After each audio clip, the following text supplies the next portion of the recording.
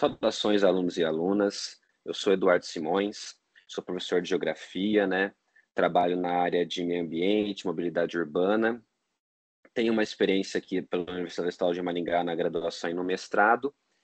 E os temas que eu mais trabalhei foi a pesquisa com o uso da bicicleta e também, por conta do meu atual trabalho, que é assessor parlamentar do deputado estadual Goura Nataraj, eu me aprofundei mais na questão do meio ambiente, né? Então, assim, é muito importante, acho que essa fala aqui no Congresso Interdisciplinar de Gestão, porque isso é um desafio para todos e todas. Então, nesse sentido, atualmente eu faço doutorado na Universidade Estadual de Maringá, estou no segundo ano, e o tema que eu trabalho é mobilidade urbana, a precarização do trabalho dos entregadores e entregadoras por aplicativo. Então, toda a logística que se envolve isso. Mas a temática ambiental sempre foi uma atuação que eu fiz enquanto pesquisador, mas também enquanto indivíduo, né? Enquanto um ativista pelo meio ambiente. Me considero um ambientalista. Enfim, desse modo é um tema que sempre me tocou muito, sempre achei importante falar sobre ele. E no mais é isso, acho que a gente pode falar um pouco sobre o aquecimento global e como ele vai se desdobrar no campo e na cidade.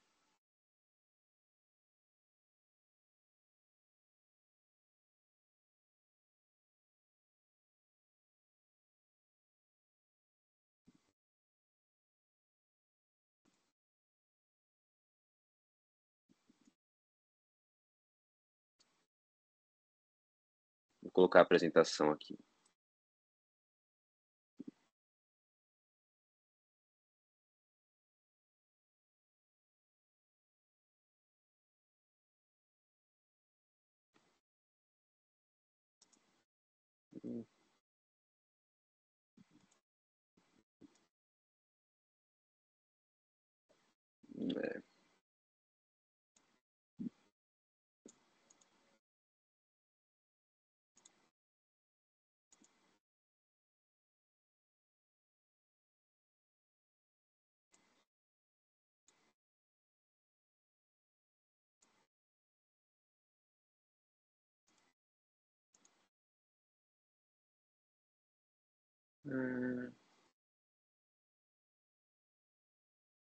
Aqui, acho que agora vai.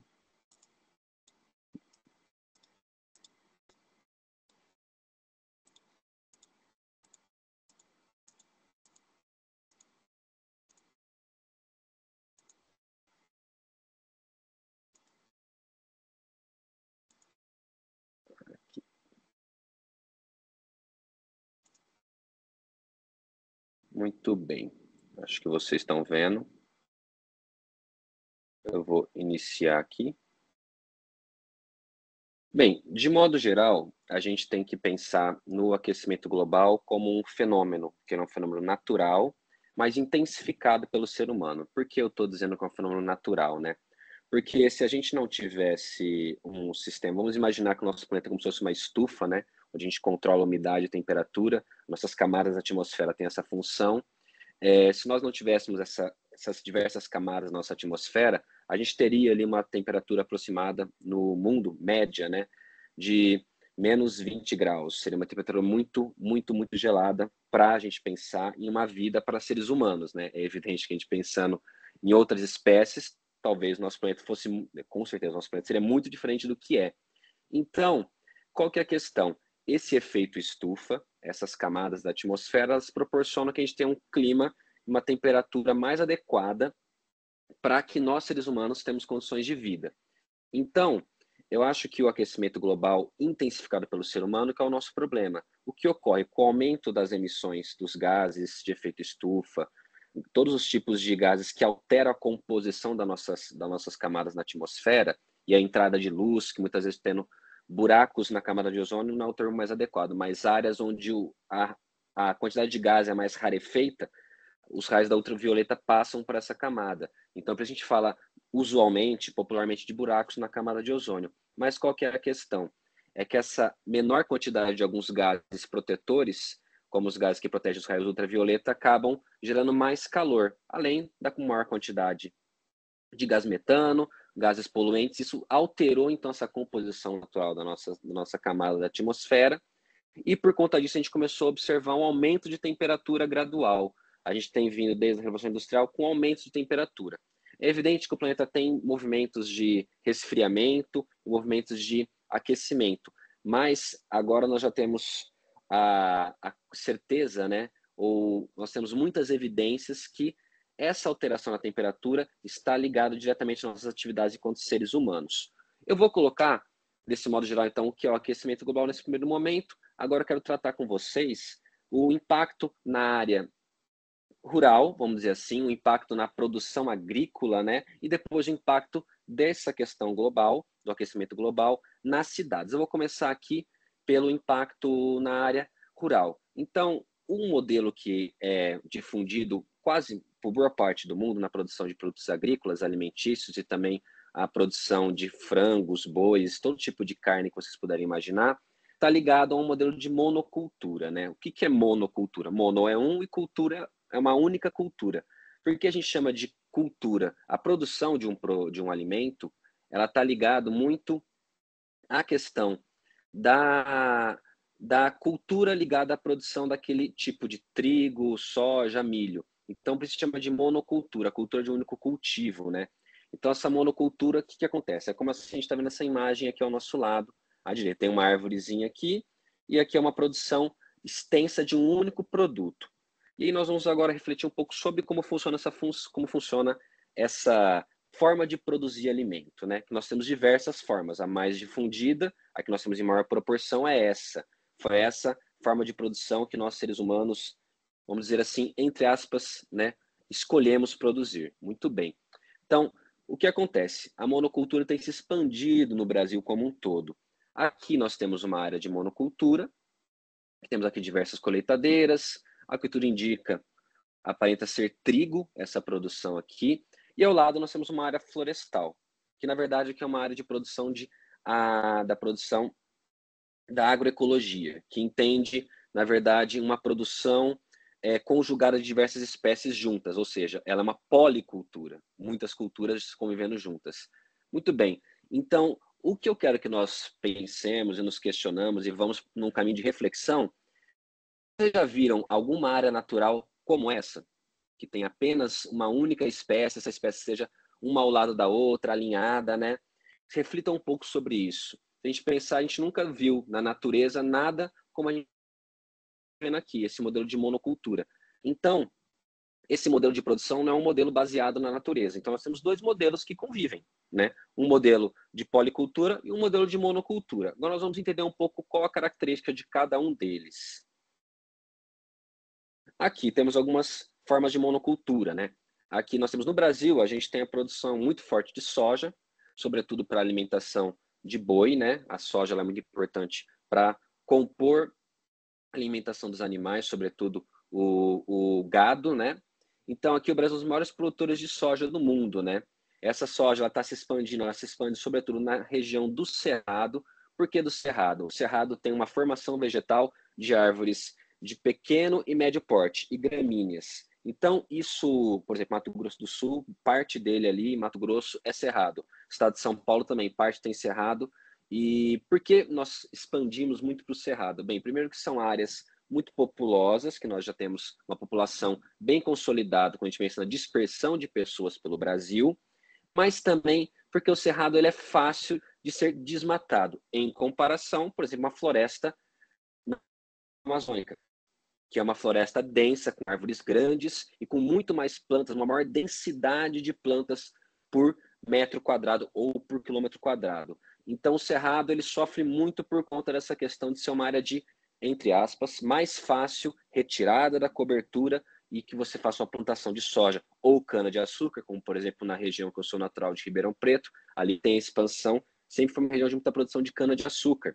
Então, ali nós vamos observar também essa expansão dessa cana-de-açúcar. Qual que é o problema, né, dessas produções? Muitas delas vão afetar a biodiversidade, que é a diversidade de várias formas de vida, sejam animais ou vegetais, fauna ou flora.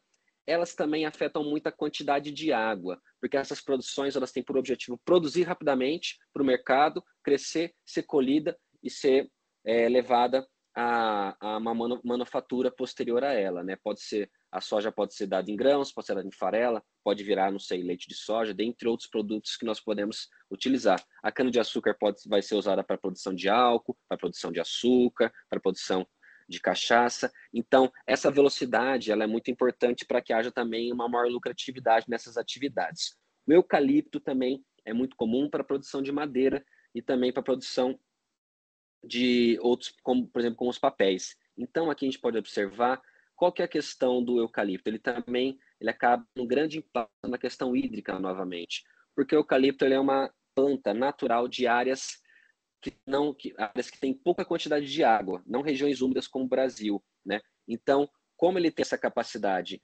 de sugar muita água, o eucalipto ele acaba gerando então uma escassez e uma diminuição dos lençóis freáticos e também das águas dos rios ao seu entorno, porque é uma planta exótica, ela não é natural do Brasil, né? Então ela tem essa característica que não é bom para o meio ambiente e, sobretudo, quando a gente pensa na água, no déficit hídrico, falta de água nos lençóis freáticos. Aqui também nós vamos ver outras questões, né? Emissões de gases do efeito estufa da agricultura da monocultura. Bem, o desmatamento, naturalmente, para você produzir uma monocultura, você não pode ter árvores no meio, então você tem que desmatar essa área para ter a produção de soja, milho, cana-de-açúcar, o que você desejar produzir naquele território, né? É evidente que algumas áreas você pode desmatar legalmente falando, mas tem áreas que não pode, algumas áreas são crimes e outras não. Mas a gente vai entrar um pouco mais adentro nessa forma de produção. As áreas florestais que sobram, né, elas ficam fragmentadas, e essa fragmentação não é bom para você pensar na dispersão de fauna, sobretudo de animais. Os animais, eles buscam, é necessário que eles tenham áreas florestais conectadas uma com a outra, não áreas isoladas. Isso é muito importante e a gente tem pouco isso, ou sobretudo é pouco pensado nessas áreas contínuas. Também tem a liberação do carbono, né, por conta da queimada e da retirada das árvores, porque as árvores acumulam carbono ao longo da sua vida, quando elas são cortadas, elas liberam parte desse carbono. A pecuária de gado, né, ela está muito associada à monocultura, né, no caso não estamos falando de produção de plantas, mas sim de animais. Esses animais, eles necessitam de muita ração, os próprios gases deles, né, o gás metano, que são as flatulências do animal, também ajuda muito quando a gente pensa no aquecimento, na alteração daqueles gases que compõem a nossa atmosfera.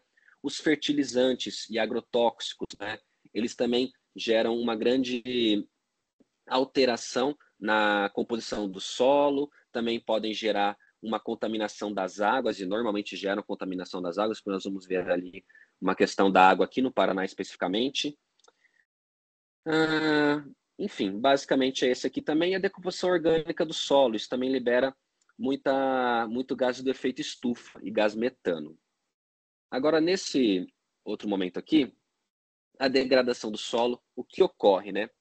O solo, quando ele é exposto a uma atividade agrícola muito intensa e você não deixa um tempo de descanso nesse solo, ou, sobretudo, faz correções como usar cal para você tirar a acidez do solo, ou você não deixa que tenha uma cobertura vegetal constante protegendo esse solo, e você só pensa em produzir em velocidade muito intensa, isso acaba gerando uma degradação do solo. Esse solo ele vai perdendo sua qualidade, os seus micronutrientes também vão sendo perdidos nesse processo. O que ocorre aqui? Enfim, como geógrafo, né, a gente faz a matéria de solos e um pouco diferente das áreas de agrárias, né? Os estudos na área de agrária, eles pensam em pelo menos 1 metro, 2 metros de profundidade do solo, porque é o que importa a produção de plantas. Nós não, nós, os geógrafos, né? Nós estudamos o solo em maior profundidade, né? Chegando até a parte da estrutura das rochas ali, porque o solo nada mais é do que a rocha degradada, desgastada em pequenos pedaços. Então, quando você tem essa degradação do solo por esse excesso de atividades agrícolas, até mesmo o próprio maquinário pesado, ele gera compactação do solo, por isso que nenhum tipo de colheitadeira ou nenhum tipo de máquina agrícola tem pneus finos, são pneus largos, né, para você espalhar o peso daquela máquina e tentar compactar menos esse solo, né? Essa compactação ela gera, por exemplo, em áreas arrendadas para produção de cana, isso é muito comum, onde aquele indivíduo tem uma área, ele arrenda para uma empresa que produz cana, e rapidamente aquela área fica muito degradada, e aí depois de alguns anos a própria empresa que arrendou daquele indivíduo aquela área não arrenda mais, porque sabe que aquele solo já está muito desgastado e muito degradado. Então, isso também gera uma grande erosão, e essa erosão, o que que é? O solo, quando ele fica exposto, como a foto aqui ao lado, esse solo está até rachado, é um exemplo mais extremo, mas quando a gente pensa logo após a retirada da cobertura de, por exemplo, plantação de soja, o solo fica exposto, aqui na nossa região, latossolo vermelho distroférrico, é um solo vermelho, muito parecido com, a gente falava antigamente, era o solo terra vermelha, né? E aí, esse solo exposto, qualquer tipo de que vai ocorrer, esse solo facilmente vai ser levado para os rios. Então, a gente vai ter uma erosão e pode até mesmo ter um excesso de solo nos rios e levar à degradação desses rios, porque um rio, naturalmente, ele tem que ter pouca areia para que ele possa correr. Então, a gente pode também gerar um desgaste nos rios por conta desse impacto. A perda da biodiversidade, óbvio, né? A monocultura vai acabar gerando isso, perda de vidas animais e vegetais, a própria diversidade genética acaba sendo prejudicada também. A perda da polinização, né? Isso também ocorre porque a gente acaba tendo uma menor diversidade de plantas e animais. Isso gera também a diminuição, por exemplo, de abelhas. Até mesmo nessa semana observei no jornal aqui local que houve uma empresa que foi autuada na região ali, na região do norte do Paraná aqui, onde ela acabou jogando algum tipo de produto agrícola, algum tipo de veneno, né, algum tipo de defensivo agrícola, que gerou a morte de diversas abelhas numa região. Então, inclusive, vão até responder legalmente por isso, né? E também esse efeito ruim nas cadeias alimentares, né? Por conta da perda da biodiversidade, a redução da diversidade também leva nesse momento. Aqui, também essa atividade ligada agora à pecuária especificamente, né? Isso aqui é um estudo do Amazon, né? Aqui tem um link, vocês podem depois fazer uma pesquisa também para ver, enfim, aprofundar essa questão aqui, né? Ao que tudo indica, na Amazônia, 80% das áreas desmatadas são ligadas à pecuária. Por quê, né? A técnica, tem diversas técnicas. Uma delas é você atear fogo. Outra técnica que vem antes, normalmente, é chamada de correntão, onde os indivíduos pegam maquinários pesados, que são tratores muito, muito, muito potentes, né? De alta potência, e colocam correntes que são gigantes. Cada anilha dela costuma ser mais ou menos o tamanho de um tronco de uma pessoa, né? E essas nilhas são colocadas, essa corrente é passada numa área florestada e os tratores vão andando e puxando e derrubando todas aquelas árvores. Naturalmente, as maiores são retiradas antes, e essas maiores, via de regra, são utilizadas para a produção de madeira, e muitas delas, sobretudo em áreas da Amazônia, onde a gente tem uma grande quantidade de atividades criminosas ligadas a isso, elas são ilegais e são vendidas de forma paralela, né, cometendo um crime ambiental e um crime contra a humanidade. Então, a gente pode observar que essas áreas aqui, ó, podem chegar até 2025 em 30 milhões de hectares. Então, tudo isso vai degradando e vai retirando da floresta amazônica, dessa região, a sua grande capacidade de ser uma área de muita umidade. Nós observamos recentemente que houve as queimadas que ocorreram, né? Elas geraram diversos problemas no Brasil como um todo. A gente podia ver fotos de satélite com essas nuvens de fumaça, né? Todos sentiram durante esse período essa questão da baixa qualidade do ar, seja aqui em São Paulo, que teve por algumas semanas o pior ar do mundo, ou até mesmo aqui de Maringá e região, a gente observou essa perca de qualidade na qualidade do nosso ar. A gente tem uma ideia da área que é desmatada, é mais ou menos referente ao estado do Alagoas, tá? Essa área que foi desmatada aqui até 2025, de 2023 até 2025. Então, o que é necessário? Fiscalização e uma atuação mais intensa quando a gente pensa no cumprimento das pessoas que geram esses crimes ambientais. Muitas vezes ocorrem crimes ambientais, o IBAMA e ICMBio vão lá, fazem atuação para essas pessoas, mas depois essas dívidas ambientais acabam sendo deixadas de lado, ou são parceladas, ou muitas vezes são até perdoadas. Houve até momentos de perdão de crimes ambientais no Brasil. Isso tudo gera um sentimento para alguns indivíduos mal intencionados, que não são todos os indivíduos ligados à agricultura, né? Mas aqueles mal intencionados, de que você pode cometer esse crime e não haverá nenhum tipo de consequência sobre aquilo. Então, isso gera um ambiente de muita de muita liberdade para esses indivíduos cometerem esses crimes. Então, o que a gente está observando é que a atividade agrícola e, sobretudo, o consumo de carne, ele impacta, ele tensiona a questão ambiental no Brasil. Aqui também a gente vai observar, né, a degradação do clima pela monocultura, a gente vai observar que as mudanças climáticas são um fator importante quando a gente pensa nessa parte que eu já falei um pouco.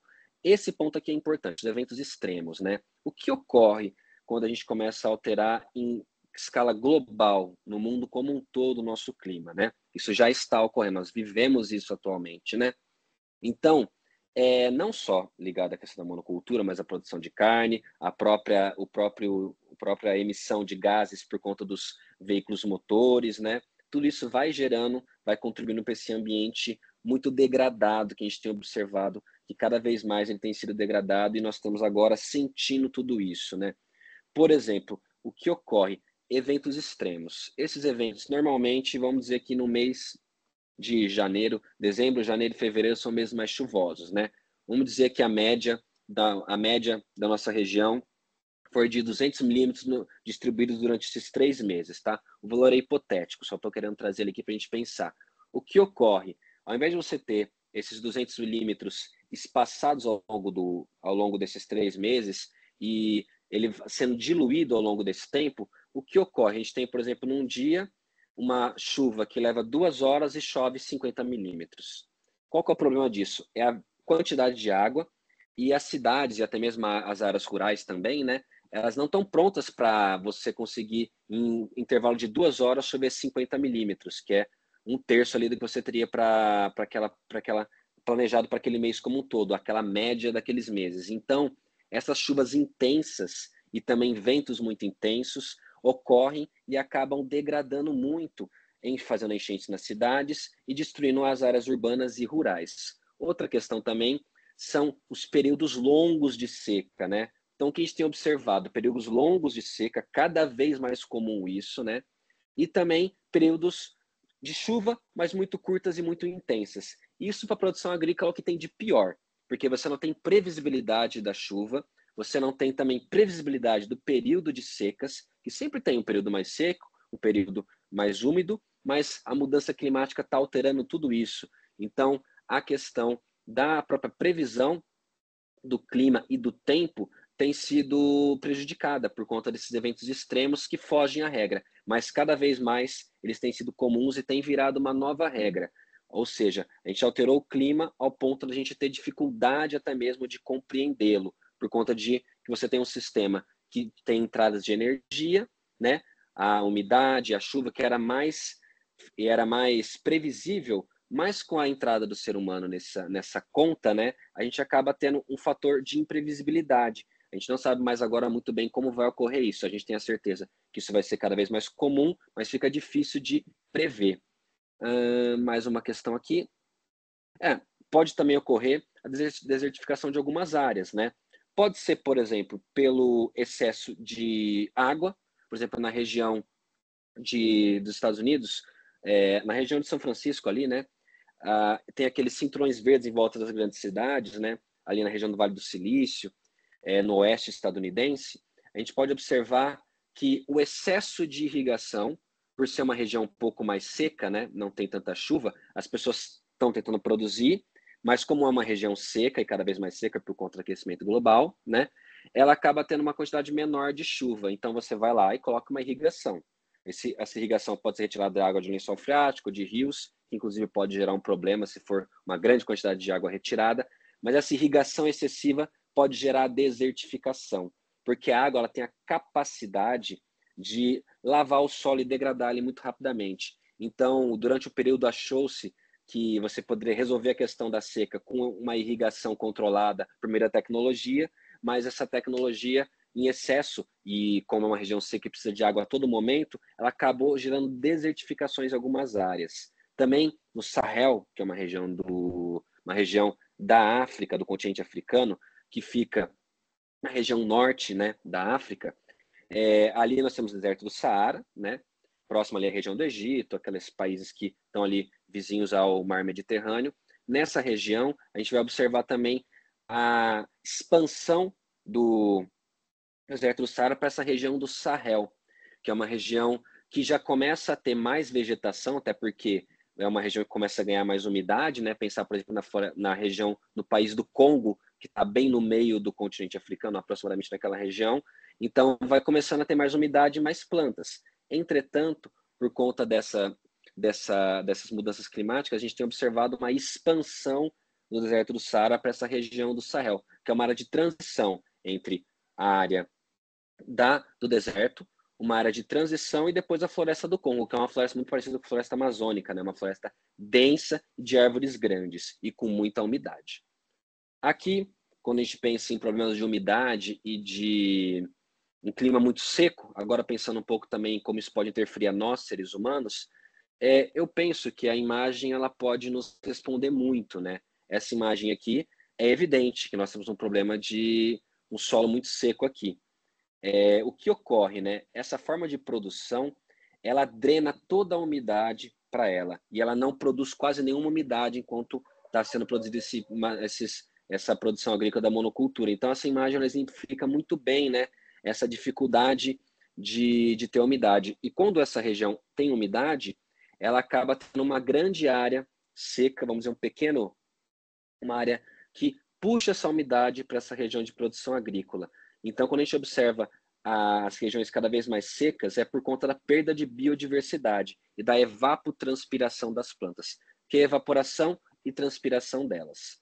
Então, isso aqui não tem quase nada de evapotranspiração, até porque não tem plantas. E se tem plantas, são de pequeno porte e não gera essa evapotranspiração, por exemplo, que uma região como a floresta amazônica pode produzir. É evidente que ali tem muito mais umidade, então essa foto vai nesse sentido aqui. O uso intensivo de agrotóxicos e seus efeitos nocivos, né? Eles podem vir para, quando a gente pensa na saúde humana, para o meio ambiente, como eu falei, biodiversidade, aqui o exemplo das abelhas, os recursos hídricos, a contaminação da água e do solo, seja água subterrânea ou água superficial dos rios, e tudo isso vai gerando esses diversos problemas, né? Algumas pesquisas indicam, né, que podem ser fatores de aumento de incidência de câncer para algumas pessoas. Então, tudo isso tem gerado muito problema, né?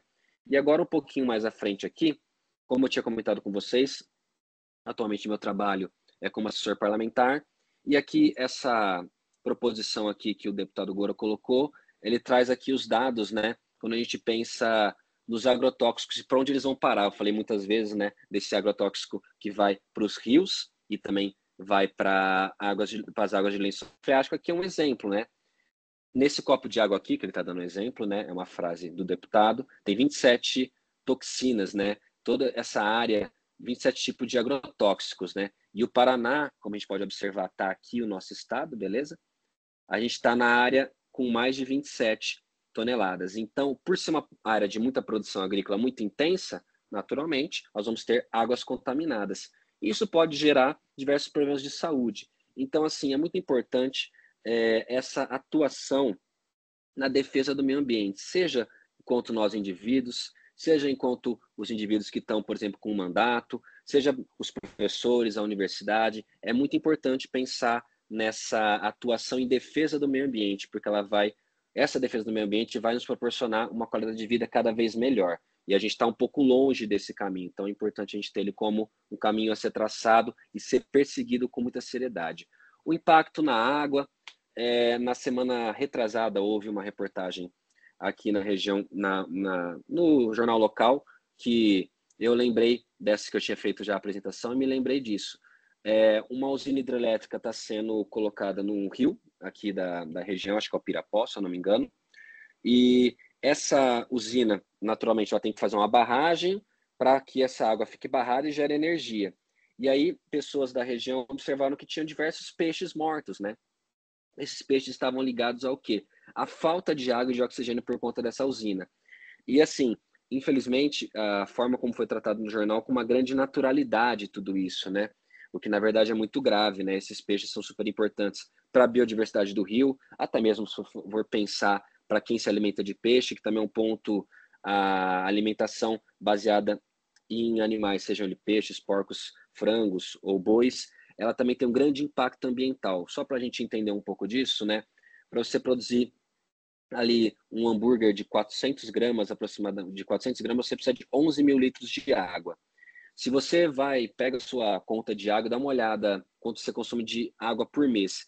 Uma família de 2 pessoas, né, uma família pequena, não vai consumir muito mais do que 10 metros cúbicos, seria 10 mil litros. Então, imagina, né, em menos de 1 quilo de carne, você vai ter o consumo de 11 mil litros de água. Esse é um dado da FAO. Depois eu posso trazer ele com mais detalhamento mais à frente. Aqui, então, uso intenso da água, lógico, né, como eu falei, para irrigação, a contaminação por agrotóxico é uma questão que é importante, como a gente mostrou ali naquela fala do deputado, a poluição por meio do esgoto, ou seja, o Brasil não tem um saneamento básico completo ainda. O Paraná tem uma quantidade muito boa. O Paraná é um dos estados que mais tem saneamento básico, mas em algumas áreas centrais de algumas cidades periféricas, de algumas cidades mais isoladas, nós não temos ainda o tratamento total do esgoto. Seria importante que chegasse nesse 100%, né?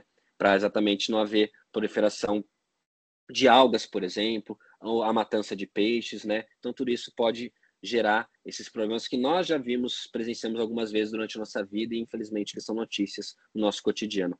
Assoreamento. O que é assoreamento? Assoreamento é quando você tem quando o rio ele perde sua profundidade por conta de uma erosão muito grande do solo que vai sendo gerado naquele rio, ou seja, aquele rio que tinha aquela grande quantidade de água, agora tem bancos de areia no meio e gera o assoreamento desse rio, ou seja, esse rio vai ter menos água. Por quê? Quando a gente pensa na produção agrícola da monocultura, ela tem muito menos cobertura vegetal do que essa imagem aqui acima, que eu estou vendo aqui aos lados do rio.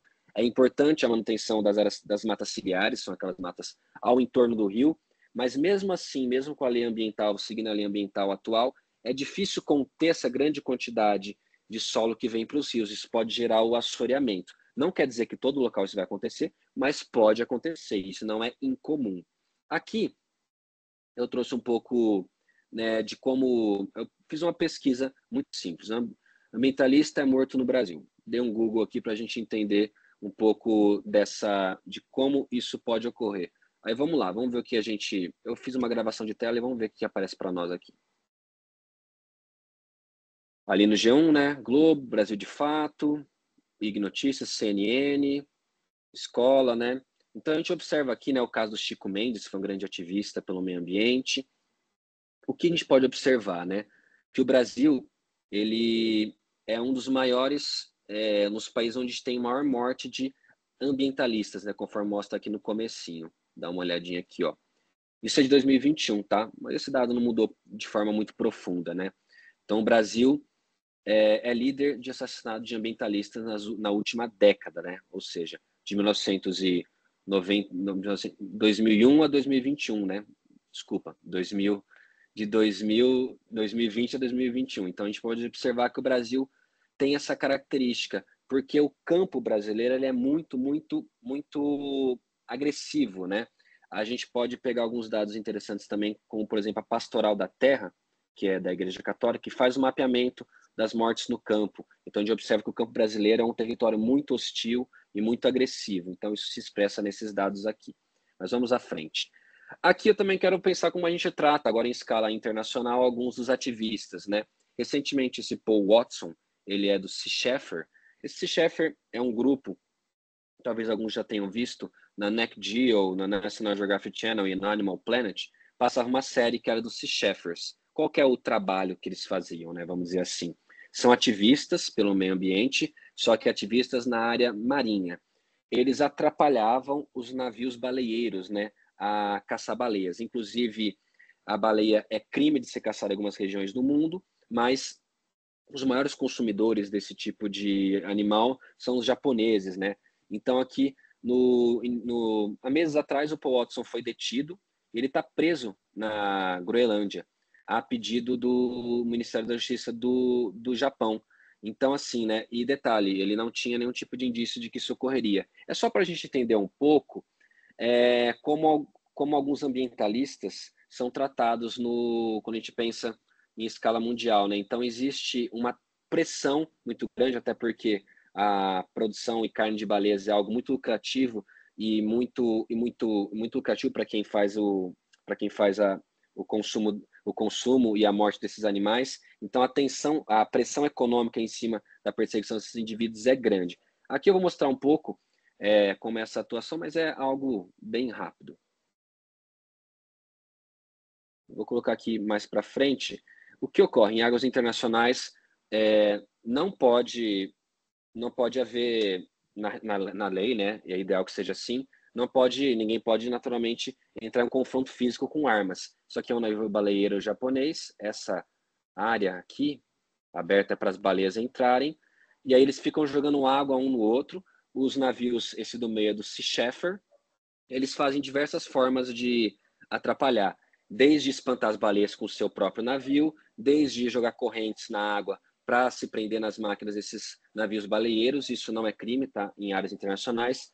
Eles ficam jogando água um no outro, enfim, é um conflito assim em áreas internacionais que protege as baleias. E aqui a gente pode ver um pouco dessa atuação. Na série, isso é tudo muito interessante, porque naturalmente é uma atividade muito perigosa que gera toda uma curiosidade de como isso ocorre. Então a gente pode observar essa questão também na série. Algumas alternativas à monocultura, né? Aqui a agroecologia.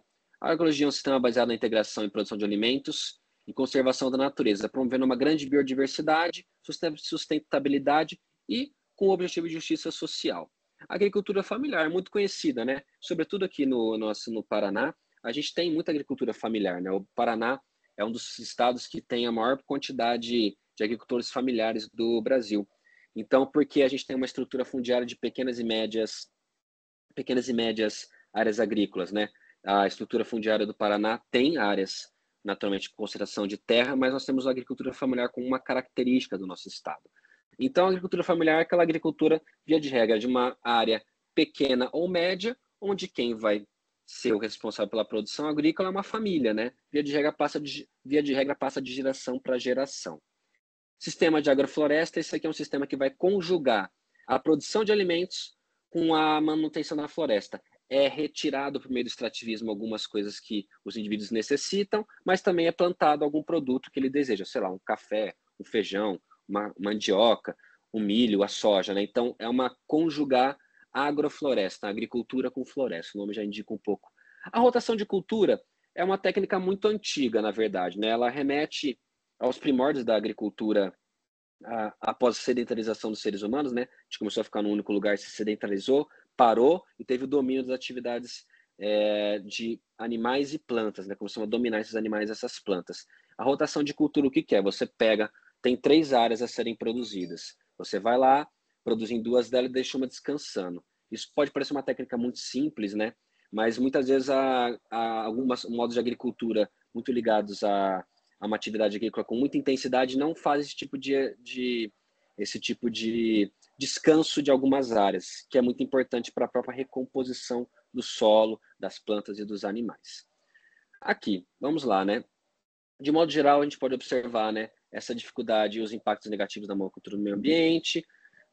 Também aqui, ó, adotar práticas sustentáveis pode reduzir a origem a agricultura familiar é uma alternativa, políticas de subsídios são importantes quando a gente pensa em uma mudança no modelo de produção e, de fato, a monocultura, né, ela aumentou a produtividade. Entretanto, tem esses problemas que eu comentei com vocês ligados à questão ambiental. Então, a gente tem que ressignificar um pouco tudo isso para pensar em uma produção que pense em produtividade, mas também em justiça social e equilíbrio do meio ambiente. Agora nós vamos passar para um outro tema, né, que é muito importante, até porque nós cada vez mais as pessoas moram em áreas urbanas, né?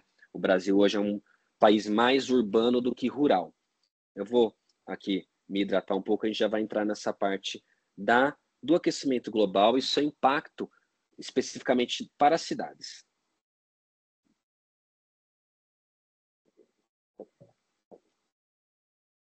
Bem, a gente vai ver como, novamente, os eventos extremos, já falamos sobre ele, aumento do nível do mar nas áreas litorâneas. Muito importante dizer que a maioria dos países, especificamente o Brasil, a maior parte da sua população está concentrada a 100 quilômetros do mar, então a população vai sofrer muito com isso, porque a maior parte das pessoas moram nessas áreas, né? Estresse hídrico, que é a falta de água, né? De todo tipo, água potável, água para água mesmo para a produção de energia, como o Brasil precisa de hidrelétricas, é outro ponto importante. A gente pensa na preservação do meio ambiente também para preservar as fontes de energia. A hidrelétrica ela tem alguns problemas, sobretudo quando a gente pensa que você vai colocar uma grande área a ser inundada, né? E vai gerar um impacto ambiental, a retirada de plantas e animais daquele território, mas para a gente ter hidrelétrica é necessário ter umidade e ter chuva, né? Então a gente precisa muito pensar nessa questão do estresse hídrico. E os problemas de saúde, né? Sobretudo quando a gente pensa em respiratórios, cardiovasculares, isso afeta muito, mas muito mesmo as pessoas, as crianças e os idosos, né?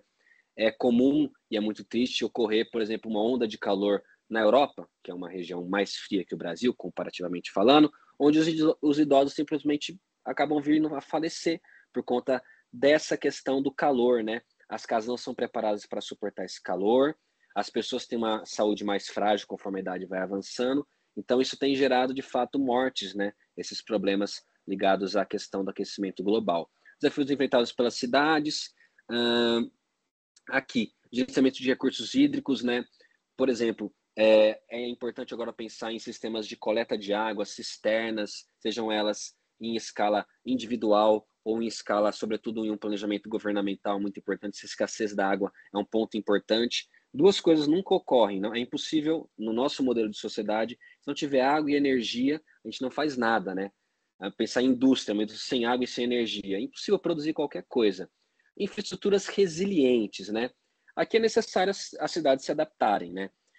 Produção de diques, a menor hipermeabilização do solo, ou seja, você ter cada vez mais áreas verdes ou ter, se tiver algum tipo de hipermeabilização,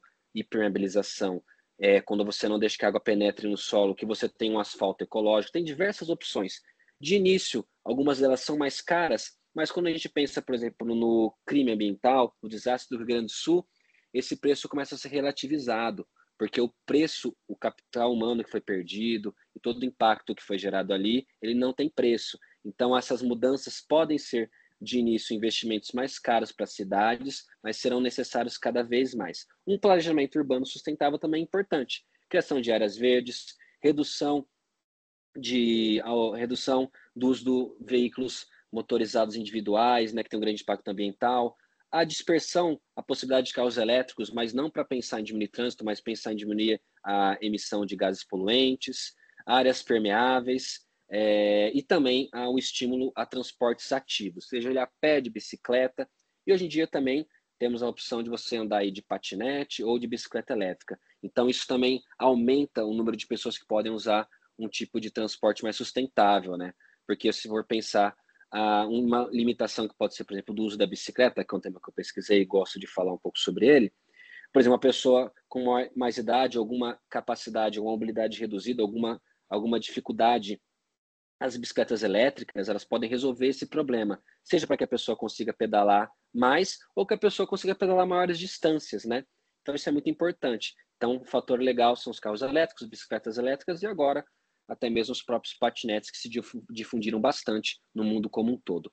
Esse é um ponto importante. Soluções baseadas na natureza, né? Para mitigar, para diminuir o efeito do aquecimento global. As áreas verdes integradas, eu tinha falado anteriormente, elas são muito importantes. Por quê?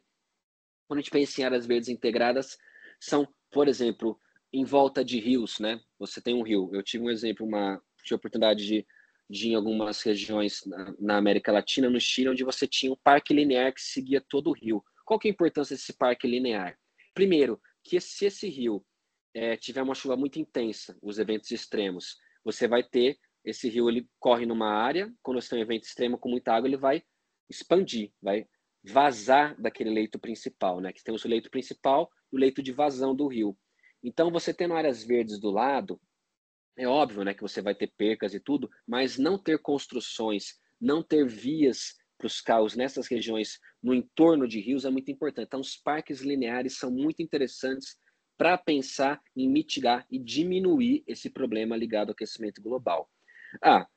Áreas florestadas urbanas, muito importante, sei lá, um exemplo, Central Park nos Estados Unidos, tem várias áreas, Maringá tem Parque do Ingá e Bosque 2, enfim, são muito importantes essas áreas para reduzir calor, para aumentar a biodiversidade, para a água ter uma penetração, né? Telhados verdes é uma tendência, por exemplo, a Prefeitura de São Paulo, capital, tem um telhado verde, é um exemplo pontual, nisso o Brasil ainda está engatinhando, mas é muito importante, né, pensar em telhados verdes. Infraestruturas verdes também, aquela recomposição dos rios, das áreas verdes, reduzindo e melhorando a qualidade de vida. Aqui é um exemplo, né, de uma área, esses parques multifuncionais ou parques lineares, né? O que ocorre, né? No meio aqui a gente vai ter uma área florestada, vai ter elementos naturais para pensar em diminuição de temperatura. E aqui a gente vê, né? Olha só como a gente faz aqui uma área de conservação, áreas para os animais poderem ter o controle de cheias e também aumentar a biodiversidade, arborização para também ter uma filtragem da própria poluição que vem das cidades, né? Um biólogo, é um livro chamado Jardim de Granito, ele recomenda, se você tem uma avenida, que você tenha áreas com no mínimo 20 a 30 metros ao lado, com áreas florestadas, para a gente começar o que? A diminuir essa poluição que sai dos rios, dos carros, né? E que a gente passe e ele sirva como um bloqueio para essa poluição não chegar nas áreas onde as pessoas moram. Então, diversas alternativas, pesquisas não faltam. Aqui também uma atuação que essa eu tive muita participação, por isso que eu trago aqui, né? A PL da emergência climática. Qual que é? Os estados têm que começar a pensar seriamente e ter recursos e ter um dinheiro específico para as emergências climáticas, né? Aqui é um caso que ocorreu aqui no Paraná, de uma área que foi inundada. Então, assim, cada vez mais a gente tem visto isso. Então, isso tem que estar no orçamento dos municípios, do estado e da federação. A emergência climática é uma realidade. Então, é muito importante que tenha, né, esse tipo de recurso ali disponibilizado e guardado no orçamento público, né?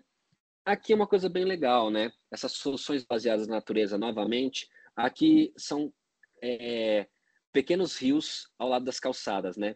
Isso aqui é uma atitude que a gente pode diminuir e aumentar a penetração das águas nos rios, né? E além de tudo, também ter um fator de embelezamento do espaço urbano, né? Tem aquela questão estética que fica muito interessante também. Já tem várias cidades que fazem esse tipo. Perceba que aqui é pedra, não é cimentado, e aqui tem uma área onde vai ter essa área de penetração da água. Redução, aumento da resiliência, desenvolvimento econômico, mas era mais essa ideia. Aqui é o exemplo, né? São chamados jardins de chuva. Observem um pouco essas imagens aqui, que elas são bem interessantes. Aqui, no caso, a única crítica que eu faço às imagens que eu peguei é que tem um carro, né? Tinha que ter um carro, uma bicicleta e transporte coletivo. E já tem a área de pedestre, né? A gente tem que pensar em todos os meios de transporte, sobretudo aqueles que são ativos e de grande quantidade. A gente fala na área de mobilidade urbana que é o coeficiente de mobilidade. O que é isso? Um carro, via de regra, ele só vai conseguir carregar, normalmente ele carrega de uma ou duas pessoas. É óbvio que o carro pode caber 5 pessoas, mas normalmente as pessoas não andam com o carro cheio, sempre andam de uma a duas. O transporte coletivo tem uma grande capacidade de transportar pessoas, inclusive um tema importante é pensar na tarifa zero do transporte coletivo gratuito, para incentivar que as pessoas deixem seus carros na garagem e usem mais transporte coletivo. Então é importante ter infraestrutura para todos os meios de transporte, priorizando o transporte a pé, de bicicleta e transporte coletivo. E, por último, o transporte individual motorizado, que é o carro. Então, a gente pode observar que aí são pequenos jardins, né? Essas áreas aqui acabam sendo áreas de penetração da água. E aqui tem uma outra... aqui são exemplos, mas eu quero mostrar essa aqui, ó. Veja essa imagem ao lado, que é essa... Tem aqui um espaço onde vai passar, onde vai deixar água acumulada. E tem um sistema de aqui embaixo, né? Todo um sistema de canos que essa água vai ser levada para algum lugar. As próprias plantas já filtram essa água. Então tem muitas ideias que podem ser feitas aqui. Essa é uma arte da Mona Caron ao lado aqui, né? Onde a gente vai substituir os carros pelas bicicletas. Uma artista muito interessante, dê uma olhada. Ela é de São Francisco. Aqui exemplos legais, né? Singapura, jardins, cidade de jardim, né? Onde a gente vai observar uma grande quantidade de áreas verdes para reduzir o calor. As Highlines, né? Que são as áreas nos Estados Unidos onde tem áreas verdes. São os corredores verdes, né? Parques lineares que reduzem temperatura e também geram, até mesmo via de regra nessas Highlines ou parques lineares, que é a mesma coisa, né? É um nome aqui em inglês. E você coloca assim, normalmente o rio, áreas verdes, ciclovias ao lado, porque com áreas verdes e ciclovia você promove um estímulo ao uso da bicicleta, porque você tem temperaturas agradáveis, a própria arborização é um momento agradável no seu deslocamento. Temos vários exemplos que são muito interessantes nesse sentido. Também Nova York tem feito um trabalho interessante em abrir ruas para as pessoas andarem a pé, de bicicleta, cadeirantes, mães com carrinhos de criança, pessoas com baixa mobilidade. Então, nós temos vários exemplos aqui. No caso, os edifícios verdes de Milão, né, também é uma ideia muito interessante. Reduz temperatura e acaba tendo esses efeitos positivos. Aqui outra coisa importante, né? O financiamento é importante, como os fundos de emergência climática, planejamento e gestão muito mais voltados a uma defesa e pensando no meio ambiente. Engajamento comunitário também é muito importante. A comunidade, as pessoas têm que pensar em como resolver esse problema. Esse é um problema coletivo de todos e todas. É evidente que alguns têm mais responsabilidade que outros, eu vou trazer isso aqui mais à frente. Como eu falei aqui, ó, 1% dos mais ricos são os maiores, né? São os maiores poluidores, né, do nosso planeta. Então, como eu estou dizendo assim, é importante pensar em ações individuais, mudanças de práticas, como você andar de bicicleta, se for possível, dar carona para alguém, né? Tudo isso é muito legal. Mas nós também temos que pensar que tem alguns indivíduos mais responsáveis que outros, né?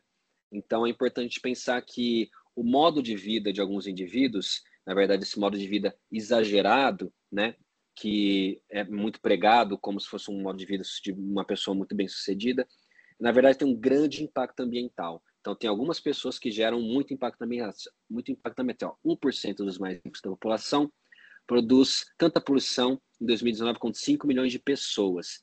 Esse aqui é um estudo da Oxfam, muito interessante. Tem outro estudo legal deles também, que é Desigualdade que nos une, um relatório que foi feito sobre o Brasil.